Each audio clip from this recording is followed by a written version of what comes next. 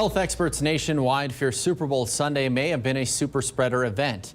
ABC7 just obtaining citation data from El Paso's health department about how many health rules were broken. ABC7's Madeline Ottilie has the new data, and she spoke with the fire marshal's office about how enforcement strategies have changed over the past few months.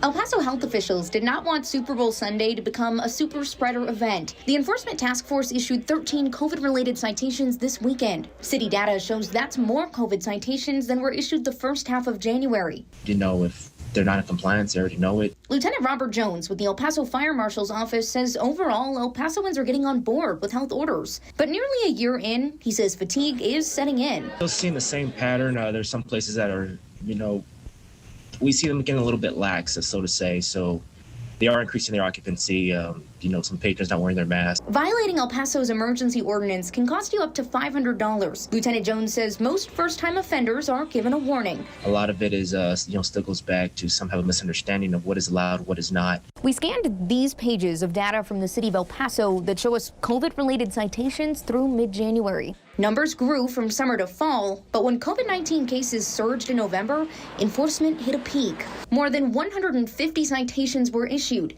an increase of about 150% from the month before. From our side, we're trying to keep the public safe, so we do beef up our numbers. We had additional personnel added to the task force. Restaurant violations and violations of El Paso's stay-at-home order were the most common. Numbers have declined. In the first half of January, only 9 citations were issued. If we see trends, like that go up, then it's time for us to also adjust our efforts. This may be seen as a convenience to some people, but overall, this is going to help out the public. It could be a few weeks until El Paso sees any impact from Super Bowl gatherings. At any time, you can report violations by calling 311.